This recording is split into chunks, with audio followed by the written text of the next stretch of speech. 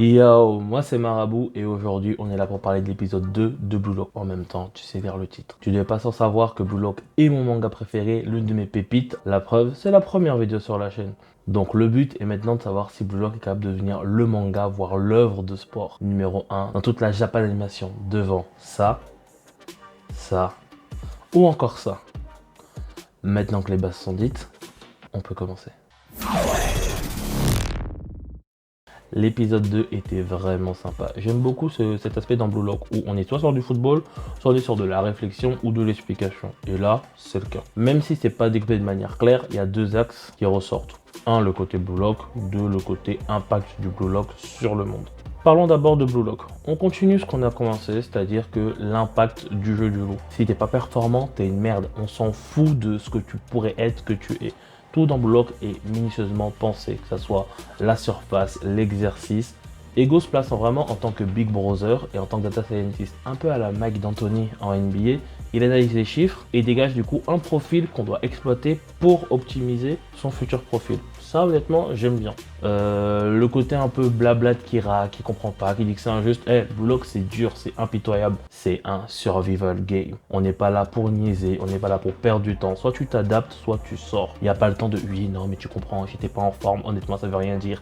Je pourrais montrer beaucoup plus. Non, c'est comme quand tu passes un test, t'as pas 50 000 solutions. Soit tu montes, soit tu montes pas. Et même si ça peut paraître très dur, je pense que ça reflète énormément ce qu'on vit dans le milieu pro. C'est des compétiteurs tout le temps. T'as une chance dans un centre de formation, si tu la loupes, tu loupes. Merci. On n'est pas là pour donner 50 000 chances parce qu'il y a beaucoup de personnes qui poussent au portillon et tout le monde n'a pas sa chance. Il faut être prêt le jour J dans les meilleures conditions. Sinon, dans le Blue Lock, on voit aussi des choses un peu plus sympas, c'est-à-dire que comment le Blue Lock marche. Ensuite, donc l'équipe Z qui est la pire équipe des 25 qui composent le Blue Lock. On a un peu ce côté méritocratie qui fait que le repas que tu vas avoir s'obtient en fonction du classement. J'aime bien, ça montre que le monde est dur et tout. Moi, vraiment, j'ai vraiment pas de problème avec ça. Et il y a les tests d'aptitude. Bon, j'avoue que là, il y a le côté shonen qui commence un peu à abuser. Si tu arrives à courir à 20 km/h pendant plus d'1 h 30, j'ai envie de te dire, fais les marathons, fais autre chose parce que c'est pété. C'est des chiffres qui sont ultra abusés. Bon, je sais, je suis pas le gars le plus sportif du monde et le plus endurant. Ok. Mais il y a des limites. Vraiment, il y a des limites. Donc, c'est le côté shonen, faut accepter. Et surtout, on va passer enfin à la première sélection. Pas le temps de biaiser. Premier test, première sélection en 2 épisodes. Ça, c'est le côté ultra pratique de Blue Lock. J'aime. La première sélection consiste à un petit tournoi entre l'équipe U, V, X, Y, Z du même bloc. Et ce qui est important, c'est que Ego précise bien, on s'en fout des postes. Là, on s'en contrefout. Le but est de réinventer un football. Donc tout le monde est attaquant. À vous de trouver une solution. On ne donnera pas les clés. Peut-être les gens vont s'imposer. Peut-être qu'il faut trouver une nouvelle manière de voir les choses. On met en place les bases de la première sélection et de comment fonctionne le Blue Lock sans trop s'attarder. Là, on passe à la deuxième partie. Celle qui m'intéresse un peu plus dans l'épisode, c'est-à-dire l'impact du Blue Lock pour le reste de la population. On va se concentrer sur Henry, qui est le bras droit de Ego et qui va s'occuper plus des relations publiques entre la fédération, les médias, etc. qui concernent le projet Blue Lock. Donc si Ego c'est le fou qui permet d'être le meilleur coach, Henry ça aide de calmer les tensions et de faire le reste. Honnêtement, je trouve que c'est sympa d'avoir ramené une femme. Là pour l'instant, il n'y a pas encore trop de fanservice et autres, donc c'est cool. Et ça permet aussi de montrer que les femmes s'intéressent au football, qu'elles peuvent tenir tête à des hommes. Voilà, c'est féministe ou pas, mais en tout cas moi je trouve que c'est sympa. Ça ajoute pas grand chose, mais on peut le noter. Et ce qui est surtout intéressant, c'est la fédération est très capitaliste dans le sens où ça rapporte du business, c'est du football. On s'en fout si on gagne pas. L'important c'est de vendre des places, d'amasser de l'argent, c'est du business. Là où Henry et le Blue Lock veulent jouer la première place. Et c'est quelque chose qui me parle parce que j'ai souvent l'impression, en tout cas chez nous en France, qu'on est là pour dire oui, mais le développement des jeunes c'est important, machin.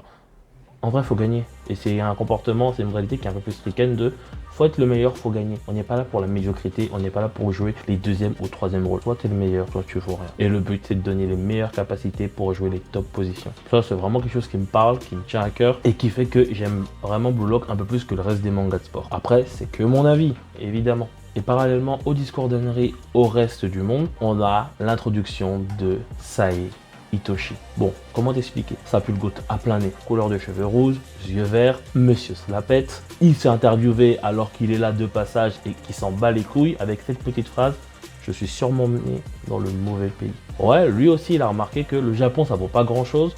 Le gars il a quoi, 16-17 ans, il joue au Real, Honnêtement, Real avec un H, ça me régale. Ça me fait penser aux meilleures années de PES, où ils n'avaient pas les droits d'utiliser le vrai nom des clubs pour pouvoir avancer. Voilà, on sent qu'il y a quelque chose qui va être fait avec ce personnage. C'est un gars qui est ultra puissant. Il dégage vraiment cette aura. Il y a, tu sais, cette fumée qui se dégage. On aurait dit le smog dans Galactic Football. Prendre en main au cours du jeu.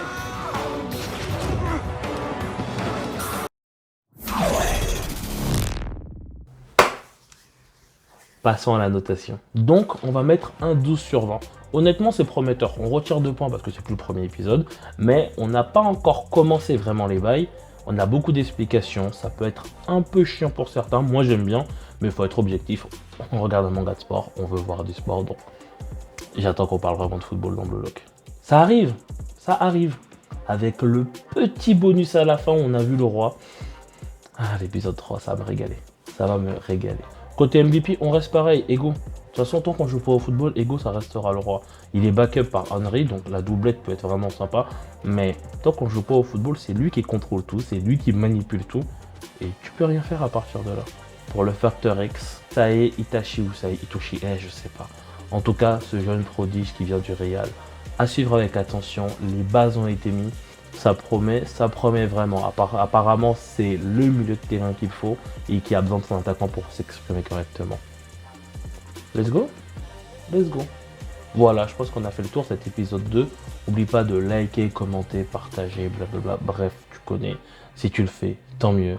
Si tu le fais pas, je m'en bats les couilles. Et on se retrouve la semaine prochaine pour la review de l'épisode 3. Porte-toi bien, donne-moi beaucoup de love et